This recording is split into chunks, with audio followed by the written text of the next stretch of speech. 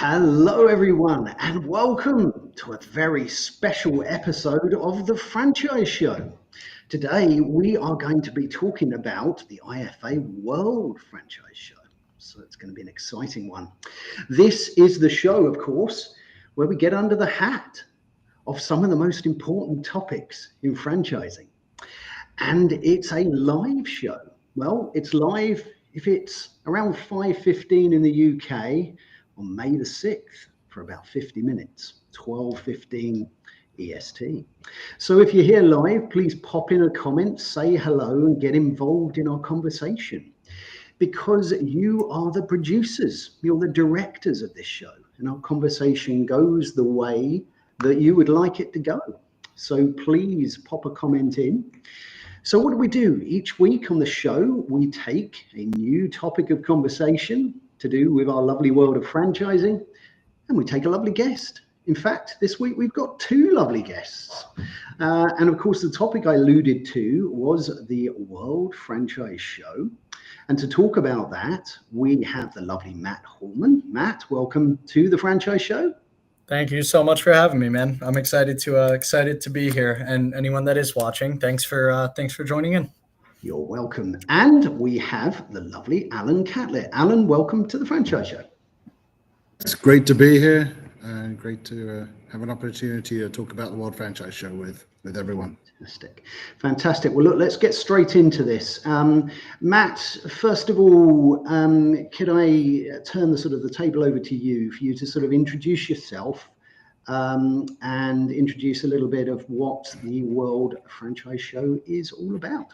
Yeah, 100%. So first off, my name is Matt Hallman. I'm one of the event managers on the organizer side of the IFA World Franchise Show. So the company that I'm a part of is Fortem International. I'm based in New Jersey. Our company's based over with you, Harvey, in the UK, actually. And, we run 30 so trade shows per year. Our sister company has ran the UK franchise show for multiple years. And ultimately, I specifically got kind of, it was a luck of the draw kind of thing, but got assigned the World Franchise Show when we launched this thing back in August of last year, I believe, is when we went live. And from there, became good friends with the IFA family, got entrenched into this franchise family, which is a term that I quickly learned, but got to travel all over the world. And basically what this show is, and Alan will get into the IFA perspective of it and the more business side of it of why this happened. But basically we're looking to reinvigorate the way that that franchise trade shows or exhibitions / conferences are generally produced. And I feel like we've in this industry been missing something of this capacity for years, or people have been seeking it. And so what it is basically a global scale, but expo style, very traditional, 300 plus brands. Every industry from over 15 countries will be representing brands that they're bringing down, and their fran dev teams or whatever, all in the spirit of looking to sell units across the United States, across the world, whatever the case. Obviously, first year we're doing it. It's in Miami, Florida. It's one of the best franchise markets with the littlest barrier to entry in terms of people that want to expand or maybe get into the world of franchising. So it's a perfect kind of, harmony between us, what the IFA's vision was, and what we're able to produce. But we're super excited. It's basically it's a trade show. I think a lot of people, I'll touch on this for a second, then I'll shut up. But a lot of people confuse it when they call us up and they say, hey, we're interested about the conference, right? And it's different because the IFA's, Super Bowl is the annual in Vegas, and it's a different model than that. And it's got different goals and slightly different audience in some cases. But basically, the trade show that we run and what the World Franchise Show is a 2 full days from 10 a.m. to 4 p.m. of brands exhibiting, looking to sell units to the attendees that are prospective franchisees or already active franchisees that maybe want to learn more about how to scale their units or their portfolios. And then on top of that, you have some other brands walking around the floor that maybe want to learn from the really experienced franchisor and want to understand how to drive their business, in that regard. So, I mean, we're looking at like 300 plus brands on that floor Friday and Saturday across the 2 days, close to 10,000 attendees. And, it's going to be a blast. We have some events before the show. We have some events on day one. If there's anything specific that you guys want to know, obviously I'll go into it, but I'll stop there for now and let Alan kind of go into the IFA side of it. Fantastic. Thank you very much, Matt, for that introduction and to an introduction to what the show is all about. It's a great introduction. And I think certainly here in the UK, we're going to understand that format, having the sort of the sister show here. So really, really interesting to hear what it's all about. Alan, let's come to you now and talk a little bit about the IFA's involvement in this and sort of why you've chosen to get involved and expand what you're doing in this way. Yeah, thanks, Harvey. Just by way of introduction, Alan Catlett. I'm a Senior Vice President of Programs and Operations for the International Franchise Association, often known as the IFA. So IFA is a DC-based nonprofit. We work to protect, enhance, and promote franchising. So from a protection standpoint, we work at a federal, state, and local level to ensure that rules and regulations and policies are fair to franchising, be franchisor, franchisee, and everybody who works within franchising. The 8 million jobs, 800,000 locations in the US alone through franchising. So, as like I said, part of our mission is to protect, enhance, and promote franchising. So we felt that coming out of COVID, there was a better way to do the promotion. We thought that the expos, the way they exist or had existed, was becoming dated. And looking at our mission and looking against what we're doing in the expo space, we felt that we could partner with Fordham to build a better mousetrap, heavily load up with education to make sure that we are doing our job well, to help prospective franchisees make better decisions around franchising, to choose something that's right for them, to understand the risks and the upsides that are involved in franchising. So we felt like there was a different way of building an expo that would really enhance that offering to the general public, to the opportunity seeker. And through partnering on the International Franchise Show in London and learning from the International Franchise Show in London, we felt that this is a really great opportunity for the IFA to partner side by side with Fordham to bring what we can bring to an expo community and lean on Fordham's expertise in building shows and expositions to build a great product for our franchisor members who are sponsoring the show and paying for booths.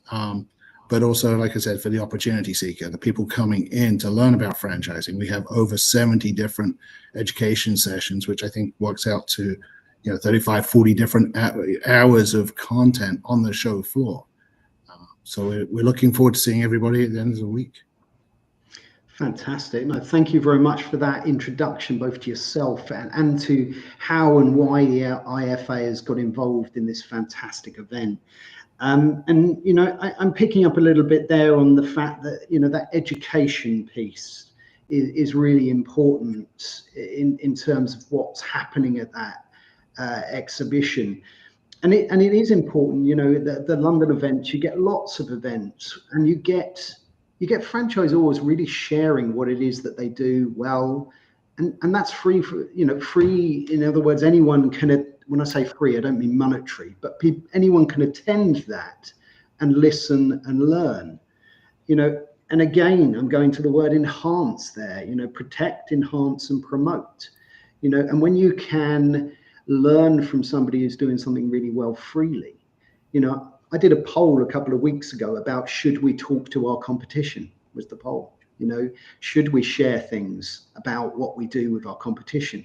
And franchising is one of these industries that I think that a lot of people are open to that more than any other industry, don't you think? Yeah. Franchising is as Matt mentioned, as the IFA, we operate a number of different conferences for franchisors. I'm actually at our conference right now, the Legal Symposium, blanking on the number, 45th perhaps, Legal Symposium in Washington, D.C. right now, which is a conference just for everybody who's interested in the legal side of franchising. We have this session, and then starting this afternoon, we have an international legal conference. There's a joint event between us and the International Bar Association. So we work a lot to develop and help people within the franchise, franchising professionals in the franchise business system, be better at their jobs, to be able to offer better products. And this is part of that outreach, includes reaching out to franchisees and opportunity seekers. And we're lucky enough to have very engaged franchisees who all started off with one unit, right? Very few start with many units. Most start with one unit. We've built a program of education that actually runs up into the expo. So people were registering for tickets, were able to take some free online seminars with Jerry Akers, who is our former franchisee forum chair and a multi-unit, multi-brand operator out at the Midwest in the US, and who has been lucky enough to be successful in franchising through a lot of hard work, and has built an amazing organization, which now allows him to focus on helping the next generation of franchise owners become better franchise owners, understand how they can be successful working within the model, and what they're getting when they're making that investment into a franchise business model, which is a great way of going into business for yourself, but not by yourself, as we like to say. Absolutely. I mean, it's really important to learn from other franchisees as well. Let's go to Matt, and let's talk a little bit now about if you're a franchisor preparing for this event. What sort of things can you do? What's the best way to prepare? How are you going to make the best of this opportunity in this new type of exhibition that's happening in Miami? Yeah, absolutely. I mean, one of the coolest things I think that separates our company from like an organization perspective, which oftentimes gets a bit confusing for people that maybe do our shows for the first time, and that's we don't typically send out a attendee list with contacts and phones and emails of everything of these opportunity seekers, franchisees, right, that come and sign up to attend the show and see all these franchisors. And the reason being for that is historically with expos, and it's not, franchising is no stranger to it.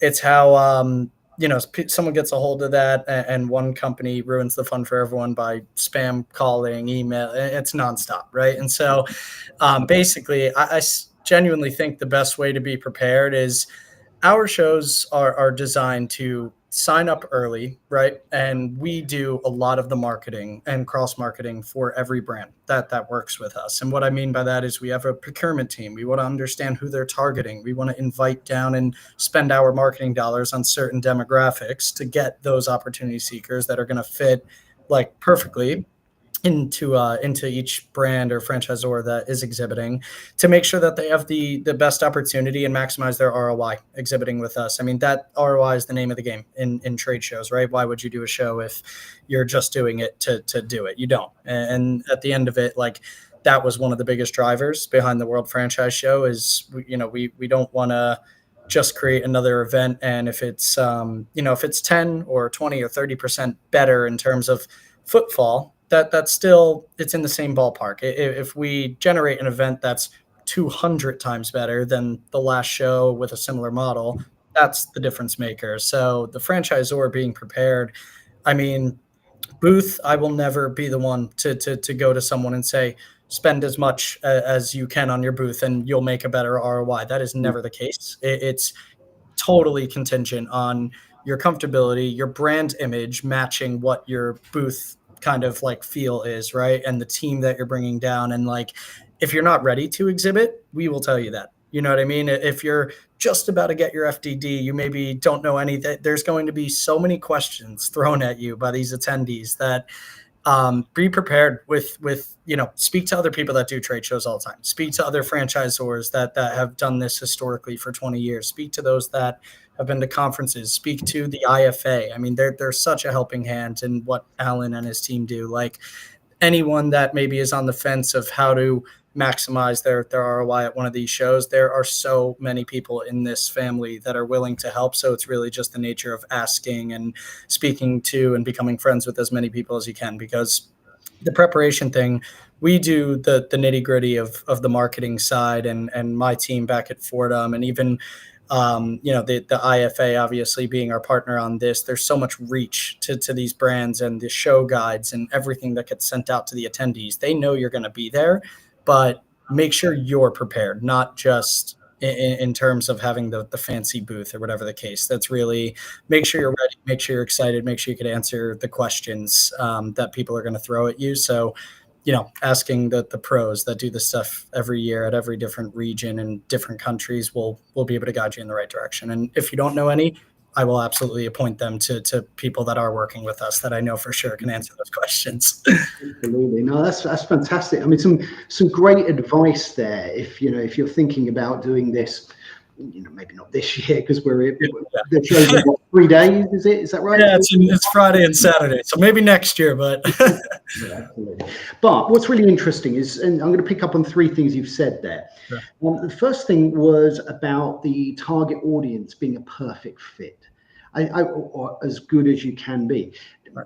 That must be a really tricky thing. Do you think that there are some, you take 300 brands there, when you're looking at a franchisee avatar, someone that you're looking to speak to as a brand that's going to be right, are there some similarities across the board that then you can approach and target and try and get that mix right?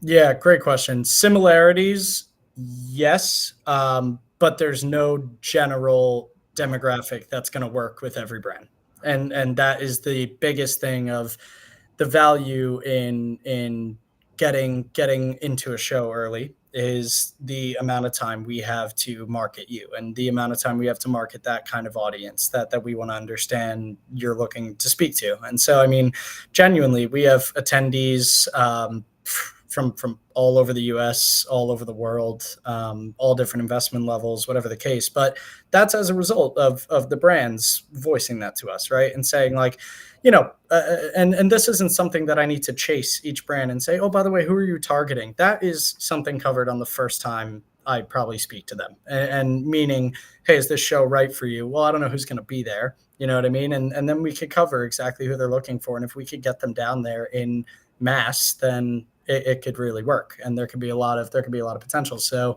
no, I mean, to answer your question, I didn't mean to go off on a tangent, but to answer your question, genuinely, there's no one profile that works with everyone. A franchisee to a franchisor fit is just like it's a career. It's like me, if I was a bad fit for Fordham, this wouldn't work for this long, or if Alan was a bad fit for the IFA, you know what I mean? So it's genuinely getting to know the people face to face. And I think that is the really, really overlooked part of a trade show. A traditional trade show or exposition is getting to meet these people, shake their hands or whatever. Behind a screen, you can't necessarily be confident to sell a franchise to someone that's going to represent your corporation without knowing, their habits, their mannerism, whatever the case. It can be quirks, but genuinely personal connection it cuts months out of that process for a franchise deal to go through, honestly, I think. So no commonality between every single person other than that they're buzzed to hopefully create an opportunity for themselves and create an opportunity for their family or whatever the case may be. Absolutely. Alan, let's come to you on this. I'm going to now talk about from the perspective of perhaps a franchisee for a moment, or a prospective investor. And you're going to take the day out, you've registered for the event, you're excited about meeting these brands, but you've got these educational pieces and you're seeing that there's the support there by the IFA. How does that support benefit a potential investor, and what type of seminars and educational pieces are going to be happening across the 2 days? Yeah, we have a range of, like I said, I think it was over 70 different seminars that are going to be happening on the show floor. And it includes people like Jerry, as I mentioned before, former franchisee forum chair, running an hour-long session both days on sort of what questions and how to be a successful franchisee. I think one of the areas where the IFA can really help potential investors and opportunity seekers is to help with explaining the process and questions that people might want to ask. And our volunteers, because they are volunteers, the people who are coming to speak are professionals in franchising.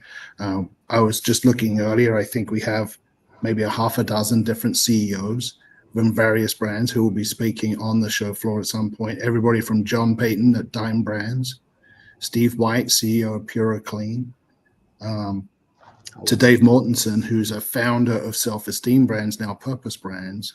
So we've got some really heavy hitters from the franchise industry who are more than willing to share their experience, and that's both as franchisor, but also working with incredibly successful franchisees, and can share what behaviors they see within those franchisees and what makes them so successful. I'll tell you, Harvey, as a former franchising person, I worked in a number of different brands before joining the IFA. The most successful franchisees are the ones who take the playbook that they're given by the franchisor. They understand what the value of that is. They understand that their job is to operate that as efficiently as possible within the framework of the license agreement.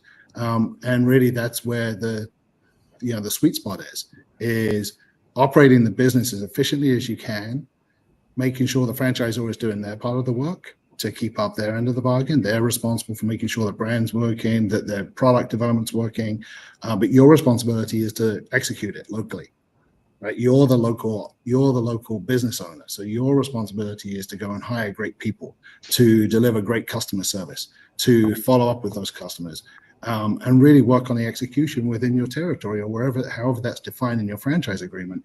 That's your area, right? And that's the thing that you've been, if you like, engaged to do as the local franchisee. That's the franchisor. It's a two-way street. We're building that relationship. The opportunity seeker, potential franchisee, is thinking about, do I want to be part of this brand? And the franchisor is thinking, is this the right person to represent our brand? Is this someone that I want to get into a relationship? Most license agreements are typically 10 years. So this is a 10-year relationship with a renewal.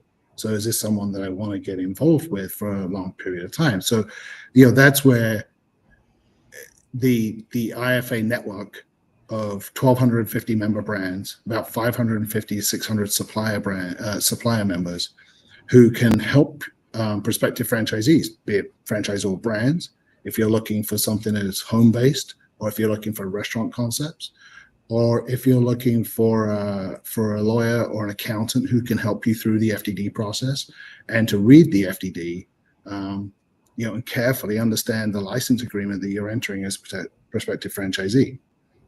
We also have, through our nature of just being an organization of people, right? We have our Diversity Institute, and we also have our VetFran program. So our Diversity Institute we have 3 different councils in our Diversity Institute: the Black Franchise Leadership Council, a Pride Council, and the Hispanic Latino Franchise Leadership Council, who are very strong, with the strong South American presence and Latin presence in South Florida. So we'll be operating a welcoming people to a happy hour at 4:30 on Friday at Twisted Tonic with the Hispanic Latino Franchise Leadership Council. So there's definitely just people within the industry that will be happy to share their experiences with people, no matter what their background. Our veterans, veterans tend to as people like to say, veterans make good franchisees because they're used to taking that playbook and operating it. Like, that's their job. And so they tend to flock towards franchising, and a number of our brands, member brands, offer veteran-specific discounts. And they're also part of our VetFran program to help promote entrepreneurship through franchising to former military. Fantastic. I mean, my goodness, I always start these things off with nothing written down, but I always end these sessions with pages of very valuable things written down. You know, these conversations hopefully are valuable to our community, but they're certainly valuable to me. And, you know, what an amazing lineup of educational pieces and resources. You know, and these people are volunteering, and you've got from all sorts of different angles to explore that.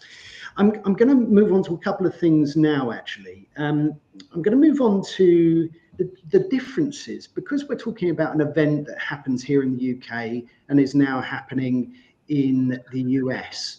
And we alluded to and touched on the FDD. And of course, we know that the USA is regulated within the franchise world, and the UK isn't regulated. How does that sort of come across as a difference in the sort of the process of coming to an exhibition as a potential investor, and you know, and how that's presented to them? And I'll pop that question to you, Matt. Yeah, this is actually, that's funny you brought that up or popped it over to me, because me and Alan have had a chat about this ages ago when we first started working on the show. And it was, you know, he gave me some really good advice in terms of international partners and exhibitors that want a part of this show. And going back to the thing that I mentioned of if you're not ready to exhibit here in the show or sell, you know, units here, then you're absolutely not, and we'll advise you to maybe plan for next year, whatever the case may be. But with international, FTDs are expensive, right? Like everyone in franchising knows that. And especially in the United States, like depending on your brand, depending on the territory or whatever the case may be, your FTD can run you thousands, like double-digit high thousands of dollars. And with that, proper review, proper teams, legal lawyers, anything you can imagine. With that, these brands from the UK, these brands from South America, these brands from not Canada, you know, it could be the Middle East even. Like we have brands from everywhere coming to exhibit. The ones that don't have an FTD, it doesn't mean that they're not prepared to franchise in the United States. It means come to the show, gain a book of interest, like you're selling a development area, right? You're selling plans, you're selling multiple units. You're not going there and people are buying units off the shelf and where's the FTD and where's the next step, right? You're selling an idea and a really, really, you know, lucrative vision for a franchisee or an opportunity seeker in that regard. So yeah, I mean, with this kind of show, it's far and few in between, but the few brands that maybe do not have you know, like disclosure documents, it's something that they're actively in talks or in process with, because they're on the mission to get into the United States market. So it's coming to the show, gaining the interest, not investing, you know, right off the bat into a maybe very expensive broker or portals or anything of that nature, but see how they do and see what interest that they can draw up from high level investors to make it an impactful investment to an FTD, right? And so Yeah, that's really how we navigate it. It's something of that nature. can I maybe just offer a little bit more on that one, Matt? I think what you're saying is that for international brands who are not registered and able to sell yet Right. in the US, you know, the opportunity is to come and learn more about the US market, speak with people who might be interested in learning more about your product, potentially in joint ventures, potentially a number of different ways that people can enter the US before, including you might just come to the US and run a show just to understand what people are interested in. What is the flavor profile? Like, you know, maybe, you know, I love Indian food. I moved away from the UK in the 90s. I've missed Indian food, right? Guess what? Indian food in the US is not the same as Indian food in the UK. It's terrible. Don't turn I'll send you a tikka. So you know, coming across and just learning more about the market, and understand, you know, it's a relatively small investment to understand what the market is telling you, who might be partners that you could think about. We see, through joint venture, it might be that you decide the best person to go and expand your brand into the US is another franchisor, who's already established. They've got the operating systems in place. They've got the FBCs, the field business consultants in place. They've got the franchise development people in place. They've got all the back office. They got the, everything from a bank account to a lawyer, like ready to go. So there's a number of different ways of coming into the US. And I think, that's the real opportunity. We have, if I remember rightly, Matt, we have 18 brands from South America, or maybe that was just Brazil. Yeah, no, that's just, so Brazil is around, I believe, 12. And then we have another, it's close to the low 20s, I believe. I don't have it in front of me, but it's like low 20s. International brands coming in. So, and those international brands are looking for partners to work with. So there are the US established brands who are thinking, looking for those opportunity seekers who are looking to expand and bring new units. But there's also people coming to the show to meet like-minded business people who are looking to think of how they can expand, or alternatively take a brand from the US and maybe they meet somebody who's ready to launch in Dubai. Yeah. I love it. I really like that as an idea. And to me, Alan, you perfectly summarized there how somebody who perhaps didn't have an FDD, didn't have that experience in that market, can benefit and learn from and get that educational piece. You're not there to sell it because you're not quite ready yet, but you're there to learn. I went to a fantastic event in London, which was an IFA event all about international franchising. Fantastic event.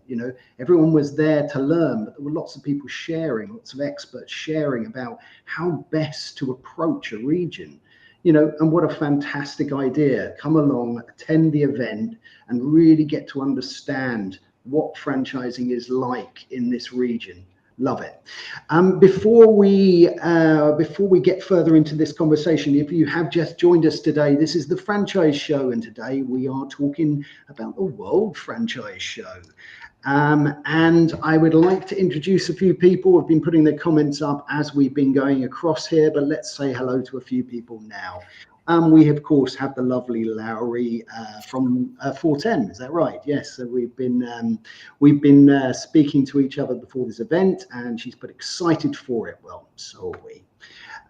We have the fantastic Simon Wise. He is a specialist staff recruiter here in the UK.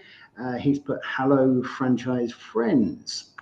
We have Scarlett Russell. Scarlett, welcome to the Franchise Show. And Scarlett has put, can't wait for the event. Well, we can't wait for it too. We have the lovely Joe Caruso. Love Joe. He's a big supporter of what we do here, and I'm a huge supporter of what he does.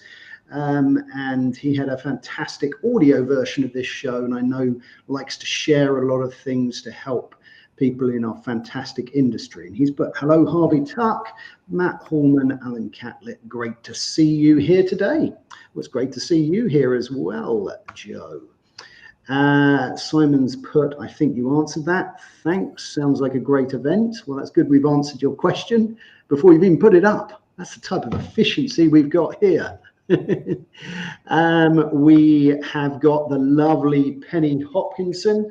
Penny, always fantastic to have you with us, supporter of our show. Your QR code is strangely up on the screen right now. And Penny is the author of a fantastic book. Now, have I got your book the right way round, Penny? I have. Look at that. There it is. It's always fantastic to have you with us, Penny. And thanks for being here. Looking forward to hearing your thoughts. And we've got a couple of questions. So let's get into these. Let's have a look at this one from Simon. And let's put this one across to you, Matt. What makes this show different from the rest? It's a great question. There are obviously other exhibitions that happen and that you've been to, but what is the sort of the USP of the show in your view? I mean, we'll talk a bit, but yeah, like you said, we covered it a little bit in the end, but to summarize basically, and thank you for the question, by the way, Simon. this is the only, and Alan will be able to speak to this too, it's the only IFA accredited or partially owned trade show. I think it speaks for itself on multiple levels, and I don't want to harp on that because putting trade shows together are a lot of work, and I completely understand it, and I've seen the back end of it from other companies and what it takes. But genuinely having a partner like the IFA, and not just the support of an organization or a name thrown on the show, but having the actual hands and the teams of the International Franchise Association behind this creates a quality event unlike any other, honestly. And what we've seen so far has been second to none. And compared to interest, the amount of brands, the amount of attendees, the quality of the attendees who we're able to partner with, like Benetrends, to do financial pre-qualification for a select amount of our attendees. I mean, there are so many different things that they can really monitor the quality of to make sure that this show is unlike any other. And equally, going back to the content piece that Alan was going into, I mean, sure, there other shows have content as well. They have panels or speaking sessions or whatever the case, but these are like selected people by us in the IFA that are so in tune with the subject that they're speaking on. We're doing one of my favorite ones. This is kind of on a tangent, but then I'll wrap it up, is the day in the life thing. Goes back to what Alan was talking about, of how you really learn. If you're an opportunity seeker, you want to buy a unit or you want to buy multiple units. I mean, where do you start? You want to hear it directly from the horse's mouth, right? So we have a session that, 20 some really successful franchisees are going to walk you through their day in their lives on how they manage their units, or how they started, how they, how much they've invested, how they have continued to grow, and like what from the moment of wake up when they go to bed looks like, and how that's helped them for multiple years, or even if they're new, multiple months, whatever the case. So genuinely, I think the IFA partnership is really something special for what this kind of industry was looking for in terms of quality of show. So love it. That's such a great idea, the day in the life.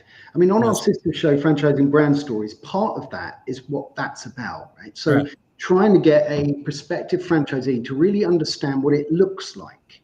There's all sorts of things when you've got to consider carefully when you are planning to invest in a franchise business. But to understand what that day might look like, it's a really, really important way to build that mental image as to what this could be like. I think that's a really valuable thing to do. Is that happening every day across the event, the day in the life, or is that on one particular day? No, both days. So it's a theater that will have sessions of franchisors speaking about their brand, and then will be alternate with the franchisees, not from all the same brands. It'll be from wherever the people that were selected from, essentially. So it'll be like an alternate showcase your brand, where a franchisor speaks about their company, their opportunity, what it looks like, answer questions, things of that nature. And then the day in the life will be happening on the same theater across both days with full schedules. So you'll definitely be able to catch it Friday or Saturday if you're going to one of the days. I think that's if I could add on for a second.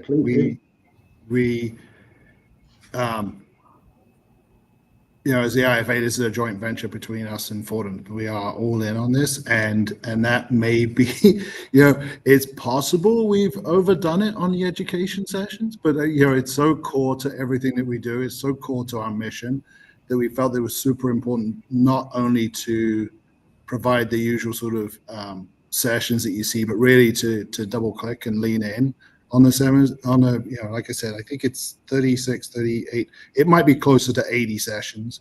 One of the things that we've got 80 sessions, which, like I said, might be too many. We'll find out. This is our first year doing it, so we may adjust.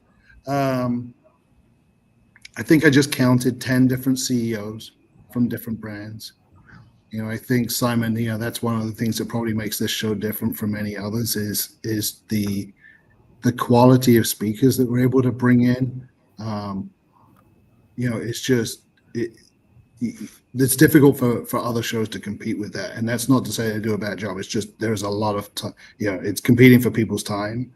We're very lucky at the IFA to have a fantastic chair and Mary Kennedy Thompson, who's the CEO of BNI and former COO of Neighborly and former franchisee, and served as a U.S. Marine.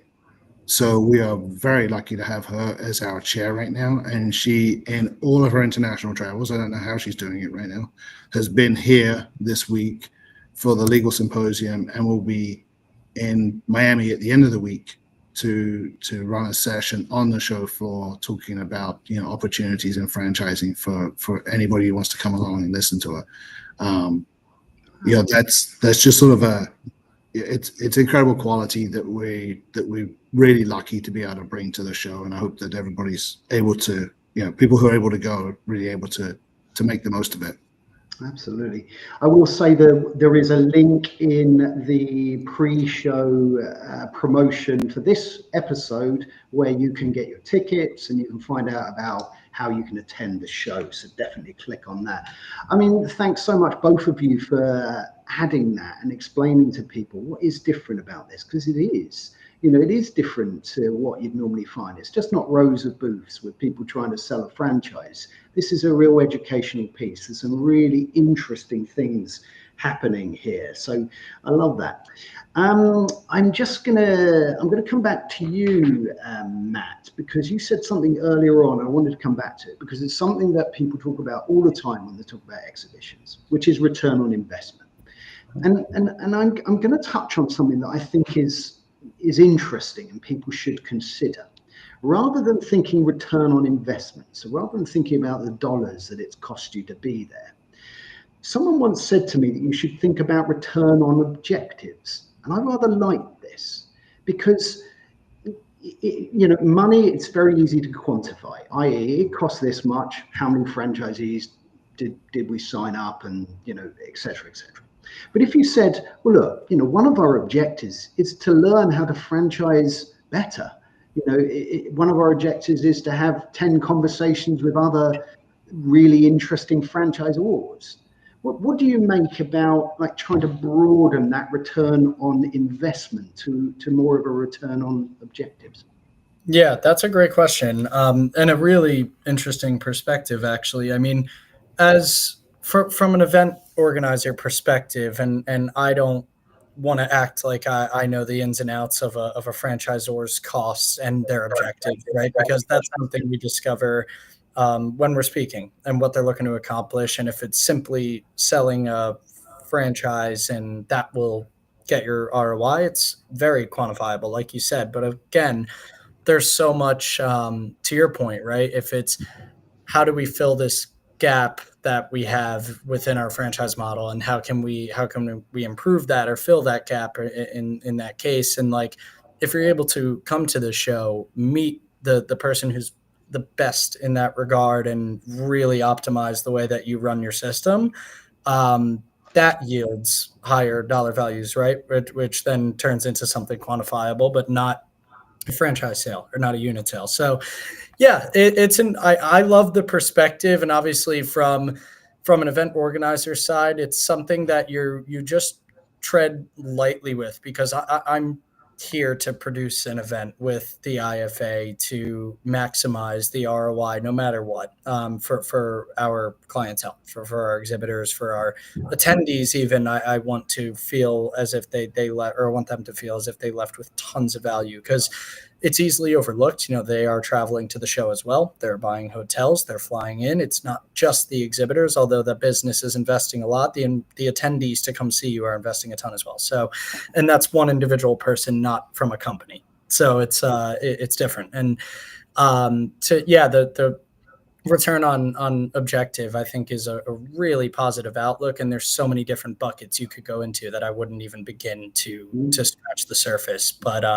But yeah, I love that. And I would love to, we could talk offline about that another time as well, because I'd love to better understand, any that could be valuable. Absolutely. I love that. As the attitude of leaving with value, I think, is just a really great statement to have in people's mind, whatever that value is to you. Alan, let's go to you for this comment here from Simon. Simon's put, it's a bold move for the IFA to underwrite such an outstanding event. Should this set the precedent for other world franchise associations? I think this is a really interesting thing because you put your name to a great sounding event, and I think it's really important because the IFA and other associations are really valuable. They're so important for our industry because they're where people to go. They're a trusted place to go. And what's your view? Do you think other associations should hook up and do these types of partnerships? Do you think it's going to be a healthy thing, or will time tell on that? Well, first, thank you, Simon. Thanks for the very positive comment there. I think it's fair to say there are other associations globally who are also as involved in their expos. Different associations have different financial constraints. To be fair, they have different financial arrangements. They have different objectives, some kind, and so it really depends on if it aligns with the association's objectives and if they're able to financially make some of these things work. I know that the Philippine Association, the Indonesia Association, Malaysian associations, they're all doing some really great work in their expos. I think we're trying it out. We think it's a great model. Like I said at the top, it's a prototype, so we might have overdone it on the education. Just when you start to look at it, it looks like a lot, but I don't know. We'll know more in about a week, so maybe in 2 weeks from now, once we've recovered. Excellent. Well, look, great question, Simon, and fantastic answer there. And I think, the message is, associations are obviously trying to get a good message out, trying to support their industries, trying to promote in the right way. And you've got to experiment. You've got to see what works, what doesn't, and what fits into your particular region, your particular industry. But, all three of us, and as a community, we're looking for the good and looking to improve and enhance, one of those mottos that you had there, our wonderful world of franchising. Well, look, we could continue talking about this for hours because it's a fantastic event and a fantastic conversation, but we have got to the part of the show where we're going to stop talking about franchising for a little bit. Now, this is the part of the show where my screen will have to go blank for a moment or two, because it's technically now illegal to see me not wearing a hat. So I have another hat on. And this is the part of the show that is brought to you by our lovely sponsor and my good friend, Paul Murphy. And what people don't know about Paul is, apart from working for a franchise brand, Flip Out, he's also a hatter. And he made me this lovely hat. So if you'd like a hat, talk to Paul. Now, this is the part of the show where we're going to get under the hat of the guests. Okay, now this is also the part of the show where they're going to get to ask me a question. So we're going to let's start with Alan. Alan, tell me a claim to fame, something people don't know about you, a hobby, someone famous you've met. Are you related to Pierce Brosnan is maybe a question, because you look like Pierce Brosnan. Well, thank you for that. Obviously, that's like, I get that all the time. Can't walk through an airport without getting that comment. Hellman can agree with that one. So something that I have met Shaq, but that was through the IFA. He's very tall. But before, I'm a fully qualified scuba instructor. Oh. And before settling down, I was going around the world teaching scuba diving, including living in Grand Cayman for a year. Oh, sounds fantastic. Well, excellent. Good stuff. I love this because we get to find out a little bit about you. Matt, same question to you. Have you met anybody famous? Have you got some sort of amazing hobby we don't know about? Let us know. Now's the time. Yeah, I got the first one is funny because haven't met yet. But my very, very close friend who's been like a cousin, everyone has those. It's my cousin essentially, and how I refer to them and see them or whatever. One of them is recently dating the #1 women's golfer in the world. Pretty interesting. They both are in Florida, and it was a completely random run-in, and now they're living together, and pretty funny. I'm an avid golfer myself, so I'm very excited to meet her. And I'm gonna definitely nerd out a little bit, but yeah, that's a really fun one. Love it. Yeah.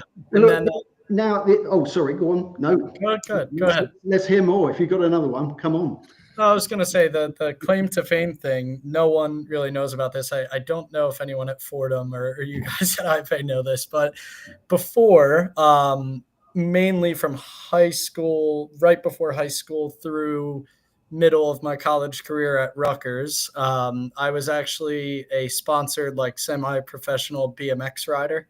That was my whole childhood, and there's a lot of travel and a lot of injury and a lot of fun as well. But yeah, that was my jam before this. a scooper instructor and a BMX rider we have on the show today. So I absolutely love it. Now, as promised, you do get to ask me a question, but we are running out of time. So I could almost say we haven't got time. But let's go for one question. Either of you can ask me just one question. Anything you like. Favorite movie?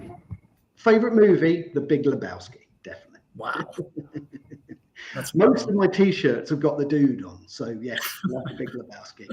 Fantastic, love it. Well, look, we unfortunately have run out of time. I don't like to keep people too much longer than about 50 minutes. So it leaves me with wanting to thank our fantastic audience that were here live today. Anybody who watches this in the future, if you're watching in the future, pop a comment in on LinkedIn or YouTube, because we can still go back to it. We can still answer it. And we'd love to keep this conversation going. And of course, I'd like to thank our wonderful guests, Alan and Matt, for your time and sharing all of that value with our community today. Thank you both for being on the show. Thank you. And we normally, at this point, talk about what's going to happen next week. But next week, we're taking a break from the franchise show because I'm going to go and play golf. Well, I'm going to attempt to go and play golf. So we will be back in a couple of weeks. So please join us in a couple of weeks on the franchise show, 5:15 GMT, 12:15 EST. So until next time, my friends, have a fantastic week ahead. Go to the show and keep on franchising.